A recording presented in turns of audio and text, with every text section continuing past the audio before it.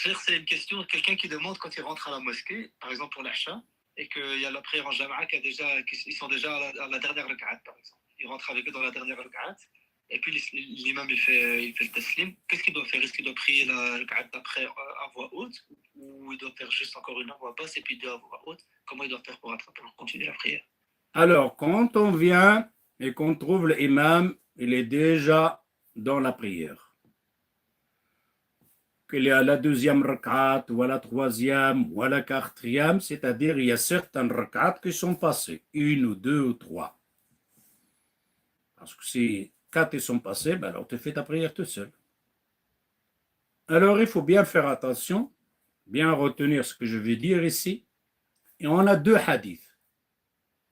Le prophète sallallahu alayhi wa sallam, il dit quand vous venez à la mosquée, ne venez pas en courant. C'est pas bien. C'est interdit d'aller à la mosquée et tu vas en courant. Ou tu vas trop vite. Non. Pour rattraper, non. Pas normal, comme tu marches normal.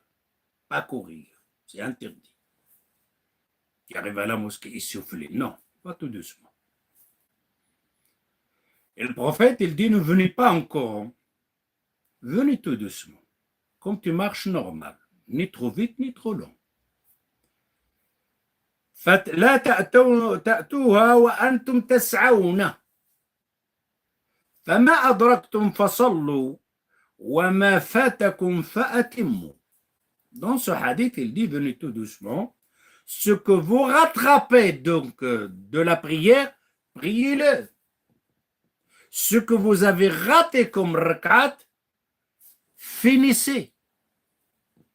Atimmu, finir. L'autre hadith, c'est le même, mais à la place de dire, il dit فَمَا أَدْرَكْتُمْ فَصَلُّوا وَمَا فَاتَكُمْ فَأَقْضُوا. Dans une riwaya, il dit atimmu. Dans une autre riwaya, il dit aqdhu. Atimmu, finissez la prière. Aqdhu, rattrapez. Rattrapez ce qui passait. Alors, ceux qui prennent le hadith, finissez la prière. C'est-à-dire à ce moment-là, quand je rentre, je ne regarde pas où il est arrivé l'imam. S'il est dans la première ou dans la deuxième, je ne m'en occupe pas de l'imam. Troisième ou deuxième, je ne m'en occupe pas. Je fais Allahu Akbar. Pour moi, c'est la première prière, c'est la première rak'a. Pour l'imam, c'est la deuxième ou la troisième. Je m'en occupe. Ça ne me regarde pas. Pour moi, quand je fais Takbirat l'Ihram, pour moi, ça c'est la première. Alors maintenant, dans la question, il est venu au l'Isha. Il a attrapé qu'une rak'a avec l'imam. Shukran. Alors, l'imam, il est debout, il va faire la quatrième rak'a. Et là, je fais Allahu Akbar. Pour l'imam, c'est que rak'a, c'est la quatrième. Pour moi, c'est la première. C'est une. La première rak'a, à haute voix. L'imam, il finit la quatrième rak'a, il fait le tahiyya. Il fait le salam alaykum, il sort. Moi, je me lève. Maintenant, je vais faire atimmu, finissez la prière. Puisque finissez la prière, maintenant je vais prier quelle rak'at? La deuxième. Car j'ai fait la première et la deuxième. Et la deuxième dans Salat al-Isha, on lit le Fatiha et une surah à haute voix. C'est-à-dire, je vais lire une Fatiha et une surah à haute voix. Je fais le tahiyya, puisque c'est la deuxième. Je me lève pour amener les deux rak'at qui restent avec le hamdou, avec le fatiha, à basse voix. C'est clair. Maintenant, si on prend l'autre riwaya aqdhu, c'est-à-dire rattraper. Alors, ceux-là, ils disent, quand tu arrives ici, l'Isha, tu as attrapé la dernière rak'at. Alors, c'est la quatrième. Ok, c'est la prière, la quatrième. Qu'est-ce qu'il est passé? Il t'a passé 3 rak'at. Et puisque tu es dans la quatrième, alors tu vas ramener maintenant la rak'at qui reste, c'est le 1 et le 2 et le 3. Les 1 et les 2 qui sont passés à haute voix et avec Al-Fatiha. Et tu ramènes la dernière avec Al-Fatiha à basse voix. Car ce qui t'a passé, c'est à haute voix. Maintenant, si tu prends 2 rak'at, tu as rattrapé avec l'Isha 2 rak'at, tu as prié avec 2 rak'at de l'imam à basse voix.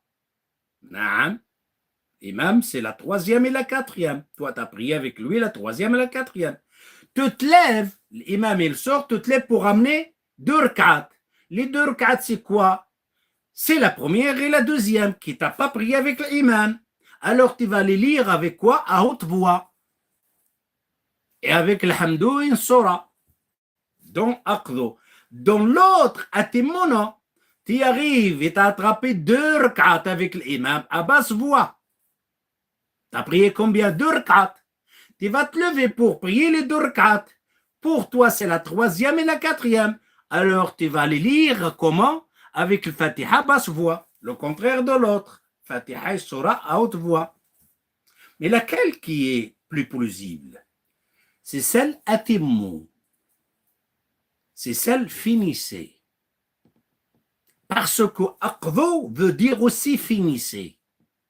Le terme qada veut dire aussi finir. En plus, le riwaya atimmu, il est plus solide que celle aqdu, rattrapé. Alors, laquelle que tu vas faire? C'est celle-là. Tu viens, tu trouves l'imam dans une rak'at et tu as déjà, tu n'occupes pas de rak'at, Allahu Akbar, pour moi c'est la première. Si on prend cet exemple, tu as attrapé avec l'imam 2 rak'at, tu te lèves pour amener combien de rak'at? 2. C'est laquelle? Enfin, tu as attrapé les 3 rak'at. Il y en a une qui est passée. Ou alors on va faire 2. Tu as attrapé comme on fait là. Tu as attrapé 2. Tu as prié 2 avec l'imam à basse voix. Tu vas te lever, tu vas ramener 2 rak'at. Pour ceux-là qui ont dit aqdu, c'est pour toi, c'est une et 2 à haute voix. Par ceux-là qui ont dit atimono, c'est le Fatiha à basse voix. Ça-là est juste. Alors, pour ne pas commencer à mélanger les choses, à chaque fois que tu arrives à la mosquée et que tu as certains rak'at qui sont passés, quand tu fais le takbirat al-ihram, tu dis à toi-même, ça c'est la première. L'imam il est dans la troisième, je m'occupe. Le premier, l'imam il est dans la deuxième, je ne m'en occupe pas. Pour moi, c'est une. Et tu comptes 1, 2, 3, 4. Non.